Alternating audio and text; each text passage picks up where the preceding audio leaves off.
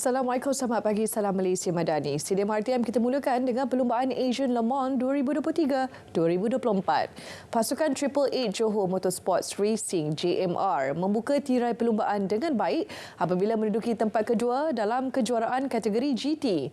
Keputusan itu menyaksikan pelumba JMR Tunku Panglima Johor Tunku Abdul Rahman Sultan Ibrahim yang bergandingan bersama Lucas Stolz dan Jordan Love menamatkan perlumbaan 5 sekali lagi di podium di Lita Yes Marina Abu Dhabi semalam.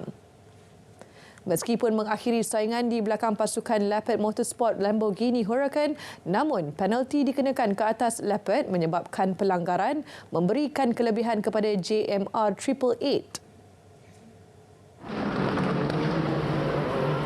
I think we did pretty good. Yesterday we got a win and today we got a second. Today we got a win. Yeah, I think we started really strong from the last week and also the previous week as well. Starting from where we started in Sepang, I think the team really make a huge step. It was beyond what we expected. We were just aiming to be in the top 10, but to be fighting for the championship, I think it's a really good step. Perlumbaan 4 di Lita sama pada 10 Februari lalu menyaksikan JMR merangkul kemenangan sulung dalam kategori mereka selepas mempamerkan pemanduan cekap.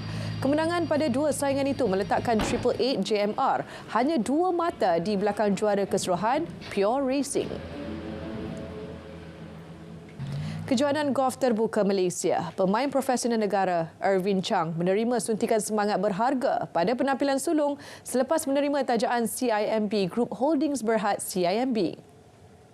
Juara Sukan Hanoi 2021 itu yang diumumkan sebagai duta sukan CIMB juga bersedia menghadapi kejohanan yang bakal berlangsung bermula 15 hingga 18 Februari ini. Took a day off yesterday to celebrate Chinese New Year, but right now I'm pretty much mentally focused to get ready to compete.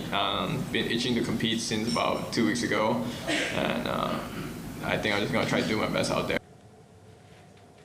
Majlis menandatangani penajaan di Menara CIMB turut dihadiri Ketua Pegawai Eksekutif, Kumpulan Pengguna dan Perbankan Digital CIMB Effendi Syahul Hamid. Kejuaraan motosikal Junior GP, pelumba remaja negara Muhammad Hakim Danish Ramli secara rasminya akan mewakili pasukan MT Helmets MSI bagi musim 2024. Perkara itu diumumkan pada acara perasmian livery untuk musim ini bertempat di Madrid, Sepanyol semalam. Menurut kenyataan, Hakim Danish akan beraksi dalam kategori kejuaraan Junior GP pasukannya SIC Racing MSI. Selain pelumba berusia 16 tahun itu, Ivan Ortola, Yurse Yamanaka dan akan bersaing di kategori Moto3, Ai Ogura dan Sergio Garcia di Moto2. Manakala Miguel Pons dan Oscar Gutierrez di Moto E akan melengkapi barisan pelumba pasukan MT Helmets MSI. Hakim Danish yang bersaing secara sepenuh musim dalam kategori European Talent Cup ETC selama 2 tahun akan memulakan cabaran baru selaku pelumba tunggal SIC Racing MSI di Junior GP. Kejuaraan FIM Junior GP bakal bermula 21 April depan dengan pusingan pembuka tirai akan berlangsung di Emilia Romagna, Itali. Jago larian menara negara Soh Wai Ching ingin sekali lagi menawan bangunan Skill the Strut di Las Vegas, Amerika Syarikat pada 25 Februari ini. Bagaimanapun, ia tertakluk kepada keputusan permohonan bantuan dana dari Kementerian Belia dan Sukan KBS. Menurut Wai Ching, mempertahankan kemenangan buat kali ketiga di larian itu akan menyumbang 80 mata untuk memperkukuh lagi kedudukannya selaku nombor 1 dunia.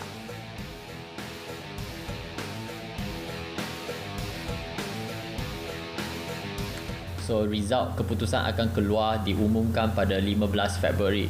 So kena tunggu sampai 15, harap dapat. Kalau tak dapat, fikirlah nak pergi ke tak nak pergi sebab agak mahal. Itu yang cabaran lah sebagai seorang atlet yang bukan sukan dalam Olimpik. Sebab memang dalam program-program yang ada di MSN, mereka bukan specifically untuk sukan non-Olimpik. More to sukan Olimpik atau sukan Asia Game ataupun sukan SEA. Tapi kita orang susah sikit. Mereka punya plan tak ada cover kita orang. So kita orang kena cari duit sendirilah. Pada edisi lalu, Wai Ching melakukan larian 108 tingkat melibatkan 1,455 anak tangga dalam masa 6 minit 46 saat sekaligus menyamai rekod terdahulu yang dicatatkan pelari menara dari Mexico, Alexis Trujillo pada 2020. Menurut atlet kelahiran Selayang itu, selepas saingan Las Vegas, beliau akan ke Poland pada Mac depan untuk mempertahankan gelaran di sana sebelum ke kejuaraan dunia Mei nanti. Tambahnya, persiapan ini akan membantu beliau untuk meraih gelaran sulung kejuaraan dunia walaupun sudah bergelar pelari menara nombor 1 dunia. Menteri Belia dan Sukan Hannah Yeoh kecewa prestasi keseluruhan yang ditampilkan skuad terjun negara pada kejohanan kelayakan Olimpik 2024. Ia menyaksikan Bertrand Rodick Lises menjadi wakil tunggal yang akan beraksi di Paris pada Julai nanti. Menurut Hannah, Persekutuan Renang Malaysia diminta memberikan penjelasan dan perbincangan lanjut akan dibuat pada mesyuarat jawatankuasa Road to Gold RTG nanti. Pasti rasa kecewa, tetapi saya nak dengar dulu penjelasan daripada Persatuan Sukan tersebut kerana mereka mempunyai jurulatih, technical director semua. So MSN sedang membuat arrangement untuk jumpa mereka lah. Tambahnya, nasib dua penerjun senior Datuk Pandelela Rinong dan Nur Dabita Sabri sama ada kekal atau tidak dalam program RTG akan diketahui selepas mesyuarat berkenaan. Sementara itu, dua penerjun senior negara Datuk Pandelela Rinong dan Nur Dabita Sabri bertanggungjawab atas kegagalan melayakkan diri ke Olimpik Paris. Menurut Dabita, kecederaan lengan dialami nyata menjejaskan rentaknya pada kejohanan akuatik dunia yang berlangsung di Qatar. Atlet berusia 24 tahun itu juga sukar memberikan fokus apabila perlu beraksi dalam 3 acara pada saingan kelayakan itu. Mestilah sedih. Actually memang sedih. Tapi saya rasa quite stressful sebab saya main 3 event. So saya tak boleh nak fokus betul-betul acara saya yang betul-betul. And then I got injured. Saya lagi sakit hati, tapi macam saya cakap tadi, saya bersyukur juga sebab saya tak balik dengan injury yang lagi teruk.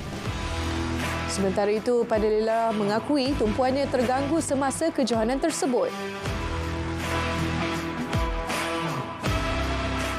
Ada benda yang di luar daripada kawalan kami lah. Tapi yang boleh kawal tu sudah kawal. Cuma ada benda lah yang di luar daripada jangkaan kami.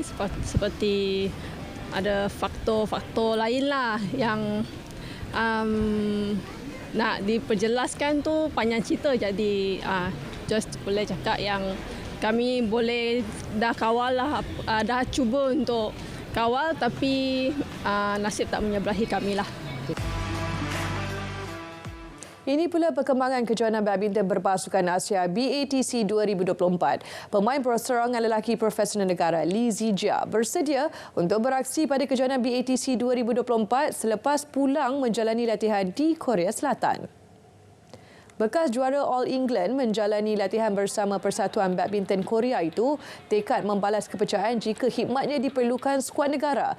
Zijia secara peribadi berpendapat Malaysia sebagai juara bertahan mempunyai kelebihan apabila diundi dalam kumpulan B bersama Brunei, Kazakhstan dan Taiwan.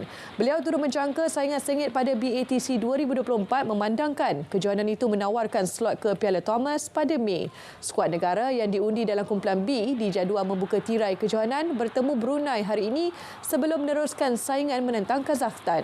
Saingan terakhir peringkat kumpulan bakal menyaksikan skuad lelaki negara menentang lawan yang lebih sukar iaitu Taiwan pada 15 Februari nanti. Sekian Stadium RTM dari Sungai ke Segara. Palestin pasti merdeka. Saya Fahazim, Salam Malaysia Madani. Salam sukan untuk semua.